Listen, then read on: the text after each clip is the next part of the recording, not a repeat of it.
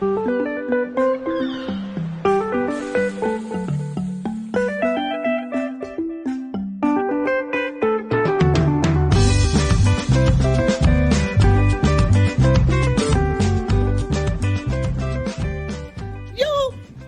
Below Deck, and this episode is called There's Plenty of Jake to Go Around. Oh. Poodle, how often have you heard that? You know, there's not enough of me to go around. That's the thing. People are always asking for it. Boy. And sometimes, and I'm not as young as I used to be. You can have my serving. I've been doling it out for a long time now. You have. Established 1950. Did you just call yourself Over 100,000 served. You paused because you did. You're like, Maybe. You're like one of those, what are those things they used to have? They just went out of business. I saw them just talk about it on CBS this morning because I'm probably the youngest person. Because you're 95. God, I love that show. CBS this morning? What? Yeah. Okay. I remember when that was hosted by Charles Kuralt. It is, yeah. And now it's and he talked like this. Yes. Now it's I forgot. Jane Goodall, not Goodall. Jane, not Lynch. Someone named Jane.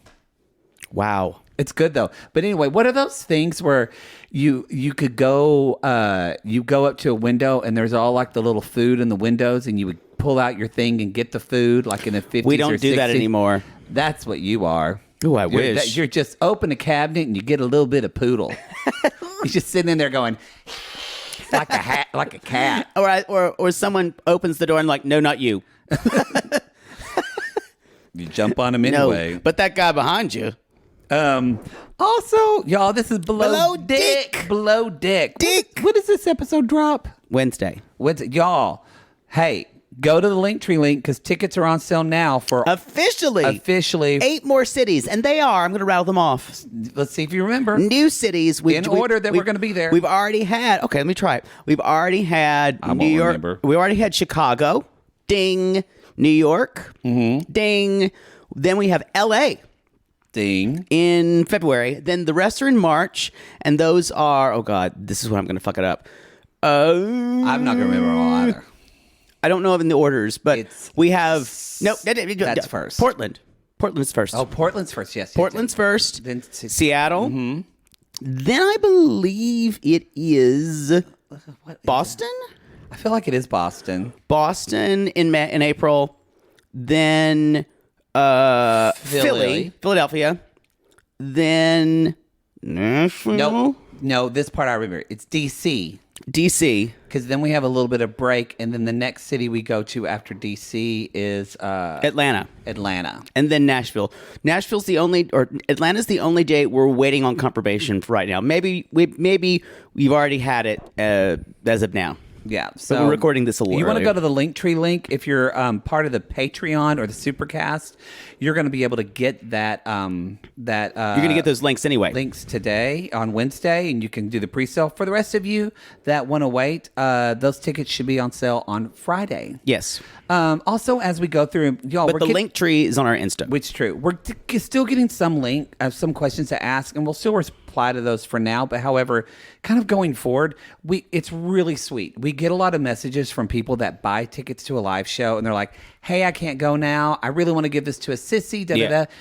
The problem is we're getting so many of those, y'all. It makes we can't do anything about it. We can't do anything about it because we don't own the venue. We don't work there. Right. It's not like a Piano Cat show where it's in Poodle's living room, then Poodle's bathroom, and I'm not his bedroom. I'm not the person handling the tickets or admittings. Yeah, and don't ask what happens on the Late Show when it's in the kitchen. All I'm saying is we can't do shit about that. Even the late show in the alley. Yeah, oh boy. Ooh, the whole neighborhood's invited. And only 3 people show up. You know what? 3's a crowd. So 3 people and an old dog. Anyway, we really appreciate it. It's really sweet. If you're in the Sissy Squad and you want to post in the Sissy Squad and you work it out between yourselves, that's fine. Different venues have some you can return, some you can't. Right. It's a whole venue thing. So and wherever you purchased your tickets in the email, there should be a link. Right. And if not, you'll need to contact the ticket venue. either the venue or the third party they use, like Ticketmaster, Live Yeah. Nation. Poodle has not fucked someone yet at Ticketmaster. No, so we don't they're have all, access. They're all terrible trolls. If I you will work never at do that. Ticketmaster, sissies, we love I'm you. sorry. They're the devil. They are. It's not. That's a whole other story for another day. But anyway, No. I just want to say that we really appreciate the messages. It's very sweet, but we can't. It's We just can't. too much. So you need to contact either the venue or figure out where you bought that, and you can either get a refund. And we can't. A lot of times you cannot gift your ticket to someone because it has your name on it, and that can't be changed. Yes. So we know it's a shit show. But Sometimes you can transfer a ticket, but I think they have to be like someone you know yes, or something. And if it makes you feel better, y'all, I get PTSD from it because I've been having to fucking deal with the Dodger tickets and the Clipper tickets for 18 years and transferring and and teaching attorneys. His cubicle warrior job. Yes, and teaching attorneys how to do fucking ticket app technology. Please don't traumatize me anymore. I can't. Wow. So it's all about you. Yep, that's it. Okay. All right. Speaking of all about you, Poodle, I'm going to jump into my first little tea, but go to Sure. our Linktree link for that, y'all. Poodle, what was your reaction when Jake wanted to remind everybody, yeah, I'm straight, but I've kissed many guys. Many boys. I went to a place of what I could do with him. Like where could I test? Where do his limits lie? Hey, maybe reach out to him. Maybe we'll do like a live show and somewhere, and he'll show up. We You can know talk what about- that fucker would do? He'd make that out with fucker you. would make out with me on stage. Oh, he because that's the thing. And I would leave the stage because I would have to vomit just watching you kiss someone. But You've seen me kiss someone before. I know I have, y'all. It's not. If Poodle was a movie star, they will. All right, Miss Boudreaux, we just want to do a soft, subtle, romantic kiss. Okay. No, and action. my leg is already around them. I've already got True. one leg around their back. He's not even kidding, y'all. I don't know how Poodle moves his legs when he makes out with people standing up, but believe me, I've seen it. I'm already in their arms about halfway through. It's like if they made another Kiss of the Spider Woman, of the Spider Poodle. Spider woman, Kiss of the Spider Poodle. come to me. Well, you are. I don't know anything about that show. Is it good? It's great. Oh, it is. Yeah, Kenner and Ebb. Oh, it is. Yeah. Oh, I would see that then for Oh, sure. some beautiful music. Anyway. It was revived not too long Was ago. it like Brooke Shields? Vanessa in it? Williams was in it. Oh, Vanessa Williams. Yeah. It's due for another revival. It's got some themes you'd have to change. You have to alter some of the themes, but it's a great show. Well, maybe they need to gender bend it now, like Company, and you could star in it. As the Spider Woman. Yes. Chita Rivera's shoes are a little big to fill. And also, usually it's a dance role. Oh, you can't do it. You're out. They did take a lot of the dancing out for Vanessa Williams, but she did still move a little bit. Yeah. But I could be one of the men. One of the men wears like almost clothes like a woman, so I could definitely do that. Yeah. All right. And he's in there with Valentine, and they're both political prisoners. Were Kander and Ebb gay? I'm certain that Fred Ebb was. Okay. Yeah. Someone screaming. John Kander, I think, was too. Talk about people on the ship. So that's my first one is Poodle being quite aroused. But y'all, because I mean, really what I want to talk about is that Fraser, Thank you. is going into this like, really y'all, the reason why he's doing, I think a lot is, again, I still think they both remember what they did. I don't think they were that drunk. But y'all, it's kind of like, That was hot. If you don't watch the show, y'all, you can probably find a clip of it. It was hot. it was hot, but there's also, when you're gay and if you make out with somebody and you're not, if you don't know for sure if they're out or gay, you kind of ask in your head, like, because It's a boundary issue too. It's a Like boundary issue, you like- violated someone's boundaries. like, did you violate their, are they going to, this had to be, I remember doing something with a kid in middle school and I thought it was all fine. And then the next day, I tried to talk to him. He didn't talk to me. He never talked to me Oh my again. God. So it's like Middle school? Yeah. What'd you do? just old fashioned. What's A wristy. in middle school? 7th grade. Who hasn't given a hand job in 7th grade? Not me to another boy. Well, you know, it was the middle of a thunderstorm at a treehouse. Shit happens. Wow. It was kind of romantic when I think about it. No, it wasn't. Yeah. No. Anyway. So that's the version of Stand By Me you didn't see. True. That was a is deleted true. scene from Stand By Me. When Sean Astin gives Corey Feldman a hand job and he never talks to him again. Oh well.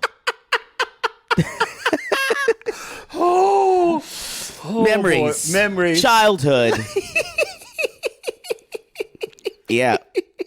It's pretty fucked up. All right. It's a weird way to go there. What's your first one, Poods? My first teabag has to do with two things, really. Yes. Basically, I'm jumping ahead a little bit, but I really need to say this. They're talking about Fraser is on the laundry this time. Yes. And Jess is on service. What is it about the laundry room that makes people talk to themselves and drives people insane? I mean, Like, is it because there's no one there and it's just silence that you feel like you're in a padded cell? possibly. Because everyone's talking to themselves. They do talk to themselves. Maybe because there's no one else around. I think it's very isolating, yes. Yeah. And you just kind of hear like the hum of things. And Yeah. also, I bet the dryer's in there, so unless it's vented well, I'm But sure even it's hot. Fraser is like, oh my God, what I'm talking to myself. Oh my God, I'm crazy. I'm talking to myself. Well, yeah, he's talking to himself, and also he's telling everyone about what a better job he's doing than Jessica. Of course. But it does make you talk to yourself. Now, and Heather, this is going off one of my points, is that, y'all, before Heather said, she tells Fraser, she says, I'm going to put Jess down. Move Jess up to service. Put Jess down. We're going to put Jess down. And Jess would probably go, okay. But they're going to move her up Can to she service. just go already? I know. They're going to move her up to Good service. Lord. And they're going to move Fraser down the laundry room. The thing that I don't know, what do you think of, is that like, excuse me, I got joked. Well, stop talking. Is Heather doing a disservice or service to her crew by almost feeling like she's including Fraser on her managerial decisions?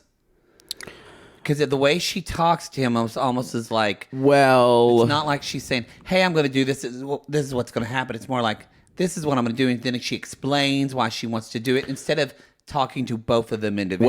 well, here's the problem. When you are a chief stew, you are kind of isolated. Mm-hmm. You do need... Now, in the past, we have had chief stews who have like talked to their second stews and said, here's what I'm going to do, because there's been a certain camaraderie, and they sometimes having. wind up mean girls, especially to the third stew. That's a thing that happens. And which Jess is starting to feel. Yes.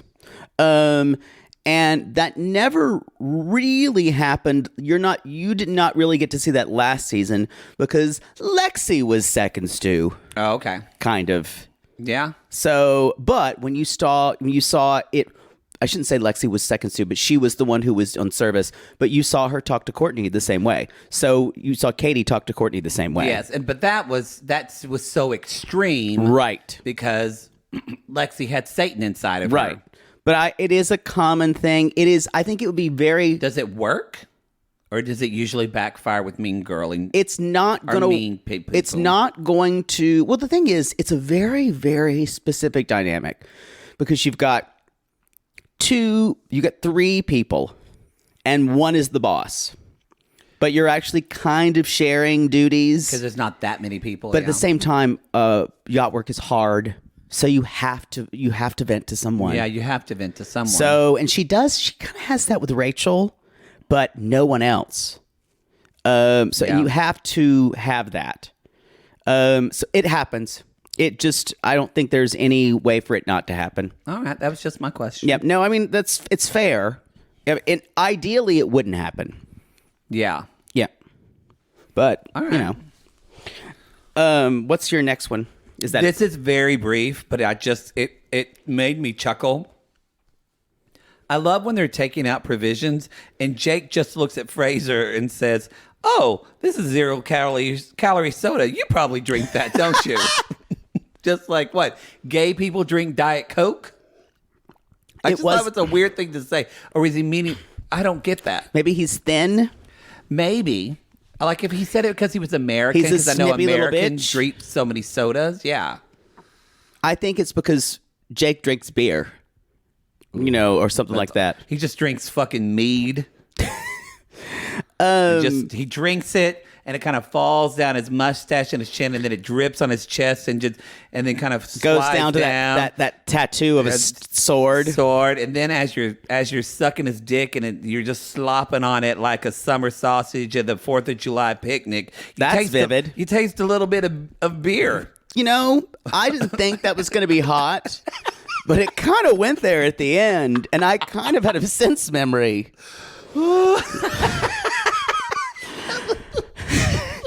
This is the end of the innocence. I think that song was playing. Bruce Hornsby in the Rain. I think so. Oh. Yeah.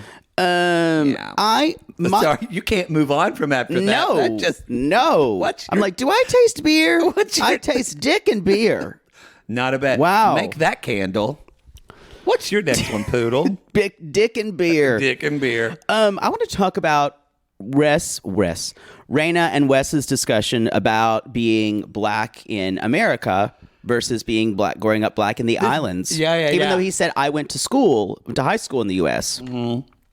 And he said, but I never experienced that. Now, she grew up in Minneapolis, which is very different. Yeah. Hence George Floyd, as she just said. She pointed out. Because Wes said where he grew up was 85% black. Yeah. So it just tells you, growing up black, even if you're in the islands, it's not a monolith for what your experiences are going to have. Yeah, he said he just didn't grow up with all of that. I couldn't.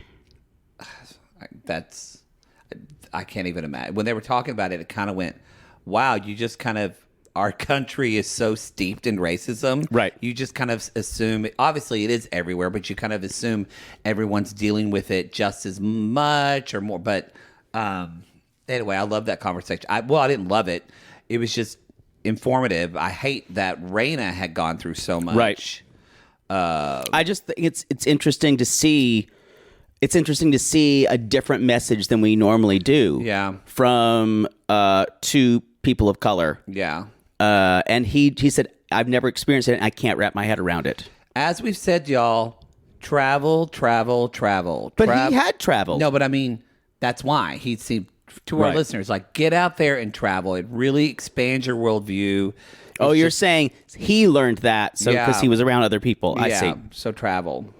And she said something she said, this people actually beat me up in an elevator. Ugh. And she said, that's why I've decided not to have kids. That broke my heart when she said that. And you know what?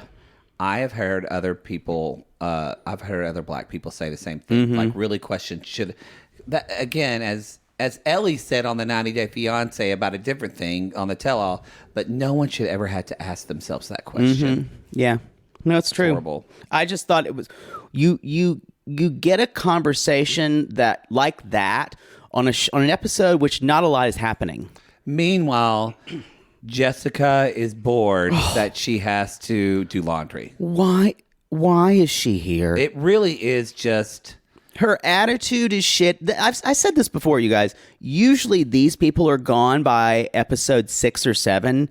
The only reason she's here is she hasn't been an absolute problem. Well, I yet. wonder too. They haven't talked about it, but they're probably still dealing with the ramifications of COVID. Oh, so it's certainly. not as if they can just have people jump on Certainly. into the crew. Certainly. But it's kind of like... But like, here's my deal with her. She asked to be in fucking laundry. Like, Yeah. are we missing an edit? Now, do I think Fraser is mean girling her a little? I do, and Yeah. I think he's out for blood with her at this point. And so, but I don't see what Heather is doing horrible to her. No, especially because she's her superior. And she does have a way of... The fact that Jess can't take criticism... And when she does do it, she's like, okay, I'll do it. Or, Yeah. And I think one of the reasons why we don't get a lot of footage of Jess is I think it's all the same note. because it's just so boring. I think it's her just being an Eeyore the entire time. And everyone on Interiors is tired of it. Yeah, I don't blame him. Fraser's fed up. For sure. with it. Because this work is already hard enough. I just said Fraser. Who cares? And he's still hot. You don't need to know his name to fuck him. He's getting hotter He's to getting me. more and more especially attractive. that he's not had that mud face. Yeah, his in the moments take me out of it. Like, I think he's hot on the boat. Yeah. And then they show his testimony, and I'm like, who did you piss off? I still think he did it himself. I think he probably did it himself, too. Fraser, if you need help with makeup at home, contact me. I used to be a makeup artist. I will help you. Y'all, the charter guest. I'll get you a base and everything. The charter guest, and that's all I'll say, just so we can say it. He is a beer distributor, and he is a breast cancer survivor. One of the, I want to say, is it 10% breast cancer? Yeah, but men get breast cancer. For men. And he wants to have a boob party, and because he's celebrating and his breast cancer survivor. And one thing Captain Lee says, the water toys are out all the time. The slide's out, and I'm like, oh, God, here's the fucking slide. Y'all, the slide is drama every season. Every season. I already know that, and I'm only 2 seasons in. We fought about it last season, too. And anyway, so they're going to be there early and have everything out, so it basically needs to start at 10 a.m. And I will say... That's Captain Lee's idea. Which Yeah. For the guests, that's a better idea. Yeah, I agree. Why would you want to come on a boat and then wait for everybody? When Poodle shows up at a party, he wants his toys immediately. And you know what? So do I. I got to have something to play with. I love a good toy. Got to have something to do with my hands. What am I going to do while you're heating up the appetizers from Trader Joe's? Got to have a fidget spinner. Yeah. Don't put that in your butt. Yeah, what am I going to do before you give me one of those little quiches? I love those. And I'm a basic bitch for saying it, but I adore them. And if you don't, you're lying to They're yourself. pretty good. If you don't live in a town where there's a Trader Joe's and you haven't been to a party where someone serves those little quiches. No, you can get them at Costco. Oh, you can get it at Costco? Yeah. Then you need more of a social life. Yeah. Oh, they're so good. Give me a mini quiche. Give me a mini quiche. What's your next one? Oh, is it my turn? Yes. Okay. The toys. Oh, okay. I remember. So, Fraser is he says, the whole thing. Let's talk about this a little bit again. He strips the laundry room of all its sins. That's happening. Meanwhile, there's kind of like what I wanted to point out. My note is there's starting to be infighting between the subgroups. I said the word sub to you, and that took you to a place. But meaning y'all, this is happening, but then also, yes, sir. But then we're having kind of Jake and Eddie on this team, and now Raina and Wes. Yeah. It's this weird, but basically, Jake and Heather both do the same thing as far as the leadership is they just say, well, we got to work quicker. And maybe that's just the way boat life is, and I'm not used to that. And I've lived in, I don't know, L.A. and had too much therapy. But I just am like... You don't question orders. You don't question, but also... They don't necessarily give practical solutions. Where Jake is like, we got to work quicker. And y'all, Raina just fucking walks out, right? When she is horrible. And we're going to get to her later, but she has no business being on a boat. She needs to choose a different career. She either, and I don't think she'd even be a good leader either. No, but by the way, the reason she got into this, we missed the Wes and Raina. Did she say she watched boating in like an Alaska show on TV and I think decided she to get into did. it? Yeah. I don't think she is realistic at all. I think Raina lives in Raina world. She really, as Danielle would say, frustrates me. It frustrates me. And I think we see that near the end. We'll just jump toward this, where she just Wes tries to give her a note, or just a correction. Jake, I'm sorry. Jake tries to give her a note, and she just is not even having it, and she just mouths off. She said. I mean, she full on. What did she say? I wrote it down. It's just. I don't know why anyone she's like, if you don't get your complaining ass away from me, and I went, you don't say that. He's your superior. You do not say that. If Captain Lee knew she was saying stuff like that, and like if he doesn't, or if he watches the season and then sees that, he's not going to be happy at the reunion. No, I still think there might be a situation where she gets kicked off the boat. Well, there's other reasons I think she might get kicked off too. We'll talk about that later on the. But yeah, it's and the thing is, it's not like Jake is even.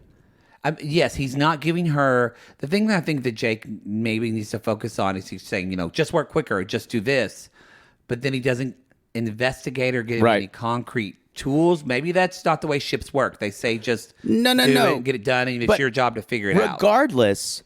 You take the order and you go, sure. Yes. And then maybe you either follow up to get information or you just do it. Right. You ask follow-up questions instead of, and Wes did that a little bit. Yes. But it's the idea of, has Raina never worked under people before? I don't know. That's when I'm like, I have to remember at the beginning, but this is not her first fucking charter. No. But she is the most inexperienced, though. But she does act like she's been able to do whatever the hell she's wanted to do on a boat. Yeah, it's not good. Anyway. I want to talk about the primary guest here. Yes, but before you do that, we should take a break. Okay. All right, y'all. See you in a second. We're back. I need to talk about... That's also the boat siren? That's the train. Yeah. Oh, no, we should have done... Yes, exactly. That boat smells good. Oh, look, this one's called Flagman Protecting Train Rear. I can do this for when you're about to get fucked. Who knew you'd learn train signals on our podcast? I love this. I'm gonna have to pull up a train whistle legend. Get I'm gonna more have details. to hide that thing. So anyway, the primary, y'all. Two things. This is the most American fucking thing you've ever heard, because this is such an American thing to say. It is. You must work hard. You must do this. Got chemo. Didn't miss a day of work. What does that do? You know what it does, and I can speak for this from experience. Yeah, but I'm saying it's such an American male thing. I think it is, but it's also maybe this like you didn't let it get you down. I don't know if it's just maybe it is that for him. I know that it's for my father. Mm-hmm. It's just like because he was off chemo for a while and now he's back on it again and he's trying to get his mobility back. I just talked to him on the way here and I said, "Well, how are you feeling?" He's like, "Well, I was doing around and feeling, but now I'm tired again because the chemo kicked in." So it's I think what my father I know misses is just doing the autonomy to do what he wants to do, and that was taken away from him. Now he's had different issues because he's had mobility issues. Right. But I think I do agree with you though. I do think America. I'm not disagreeing. America has a problem with people taking time to heal, and also has a huge problem, and also your identity being part of your work. Because in America, like the first thing you'll do, you guys, is ask, "What do you do when you meet someone?" Yes. What do you do? Yes. People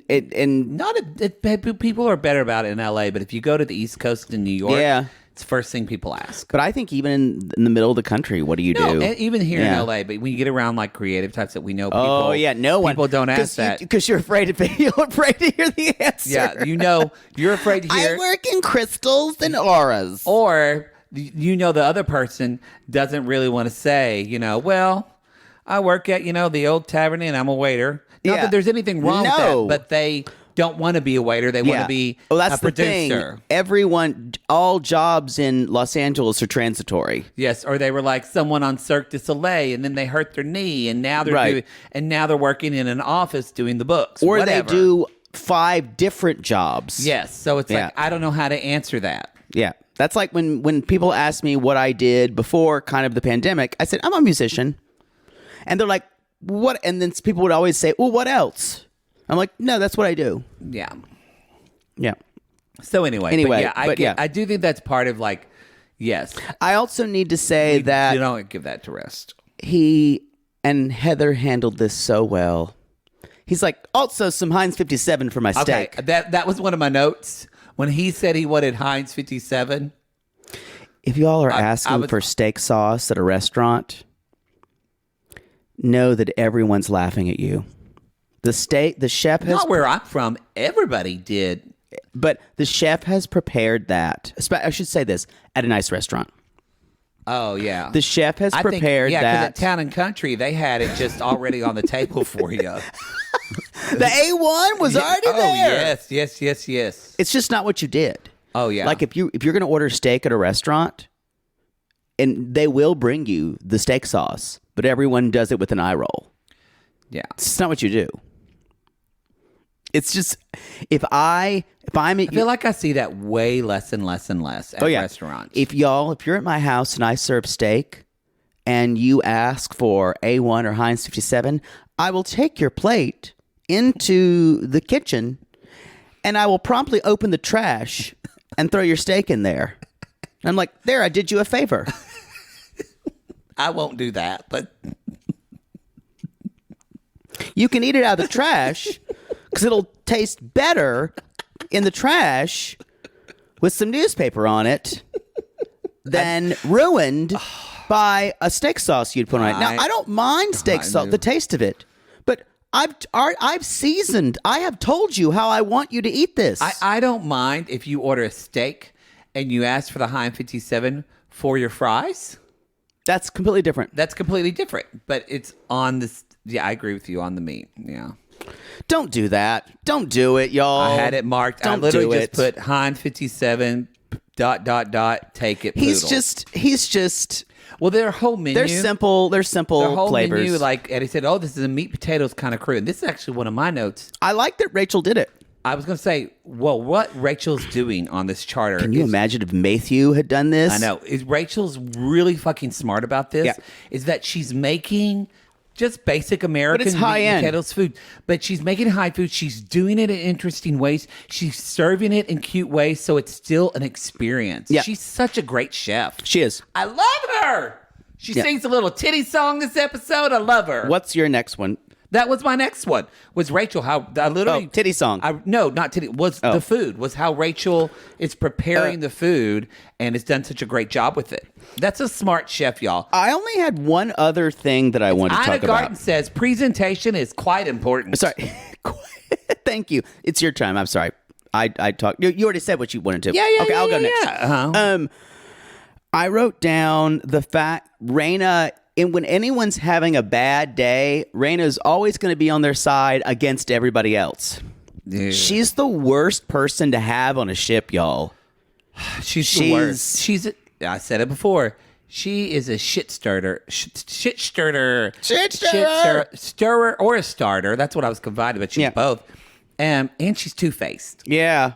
Because she immediately, Jess is venting to her all about this, and actually she calls and she told Heather Fraser about a two-faced bitch. Yeah. So she not only y'all, you can sympathize without agreeing. Yeah. Agree.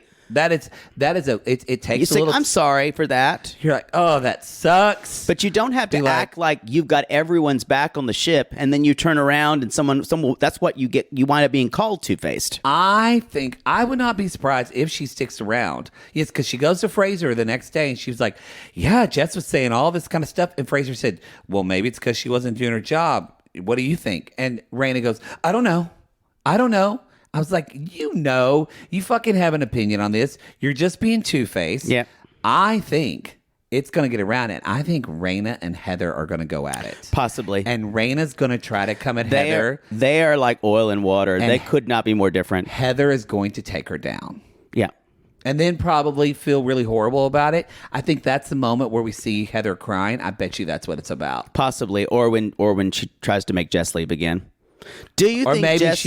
what if she fucks Jake? Because next episode we see them flirting together. I don't know if she would. Because she has a boyfriend, so what if she fucks Jake on the charter and then she realizes everybody's going to see it on TV? Oh my God! Rarely does the Chief Stew do that during the season. I don't think we've had many do that. It would be a first. Because that's a big authority position. Yeah. Yeah. Maybe not. Meanwhile, Jess and Wes kind of have this conversation, and she's kind of like, Jess is saying like, I just, she texts and someone texts and says, I hate this right now because I hate everybody. I don't like anyone on this boat. And I went, I don't Why think are these you people here? are being terrible to you. Like, they all seem to be like there's no Lexis on this ship. Like they all seem to be pretty easy to get along. Let me tell you what Jess is. And this is a meme. She's a girl who's not like other girls. And she's used to being this kind of quirky weirdo. And guess what, y'all? No one really cares on the boat. No one cares. There's not she hasn't. But she says, but I don't need to fit in anywhere. I can be a party of one. No, not when you're on a team. Y'all, if Poodle went on a boat and said he's an Enneagram 4, they would say he's an Enneagram fuck off. They wouldn't give a shit. Well, when I'm in a position like that, I do my work. But no, I'm not to dig you. I'm saying that's the difference of, and this is a problem with Raina too. Yes, everybody has their identity. Right. Everybody's special. Everybody's unique. But when you're working in a group like this, no, I agree. You get the job done. Do you have another one? I have one other thing. I had the Heather and Jess conversation. Oh yeah, when she says Heather and Jess had this conversation. This is training day is over. I thought everything Heather said was right on. She said training day is over. She said, look. She said, all eyes are on you right now. And Jess says, well, it's kind of confusing because everybody's giving me compliment. And Heather says, we were trying to do that to pump you up and get you excited about being here. But it's coming to the point where this is going to be we don't have anything else. This is the last start. And that's when she said training day is over. And she goes very sullen. Ugh. And she needs to go. And then Heather actually gives her, and maybe they do give them criticism, like actual things to do, and they just edit it out. Yeah. Because Heather did say, it's things like we can't have hair in the sink in the master bedroom. No, that was there. Yeah, she did say that. So she actually gave her some things of what she needs to do. She's just 100%. She's not really good at her job. She's not motivated. That's the biggest thing. She's not motivated to do. That was right before she goes good to service. She's not, and that was right before she goes back and Randa says she can suck my non-existent dick. Yeah, she's just not motivated. No, she's not motivated at all. I want to say one last thing about Captain Lee and Eddie when Eddie kind of loses his shit with the slide. And he in front of guests, y'all. So yeah, they're losing it. Meanwhile, when that fight Poodle was talking about earlier with sorry, we're talking about two different things. Talk about it, Captain. But no, I agree with that fight that Jake is having with Raina in front of guests. The crew is hearing. The guests are hearing even worse. See Eddie come down there and he's just making dad face like when you messed up. But Captain Lee goes to Eddie and says, "What happened down there? It happened. You need to calm down. There are guests here. You can't freak out like that. That's not being a leader." This was fantastic leadership. And y'all, take a note, Captain Sandy, that you don't do that in front of. She probably wouldn't do it in front of guests, but you don't do that in any way. No. Yeah. But the way that was, he's a great captain. That's all I got. Oh, it was really hot when he was pumping iron at the beginning. Oh yeah. Ooh, more of that, please. And that's all I got to y'all. That's the show. You can go to realitygaze.com to our website. Remember, you can go to our Linktree link. It's in the show notes. It's on our Instagram. I think it's on the website too. Should be. Click on all that and you'll see all of our shows. Wednesday. There'll be all individual links. You can click on that link, order your tickets. Remember, once we sell out, we sell out. We're not going to be able to open up any more Once we sell out of the VIPs, those could very well sell out by Friday on some of these events. So some of you that are, I'm just saying, some of you that are not Patreons or Supercast sissies, you might not be able to buy VIPs at some of the events on Friday. Yeah. So, and that's just all know, it is. and we'll catch you next time. Yeah. Yeah. So, for VIP. yeah, we'll get you next time. So, because we'll be going around in your city or country or your bathroom alley sometime soon. All right. Until then, y'all, we'll see you next time. But until then, we are Anchors a Gay.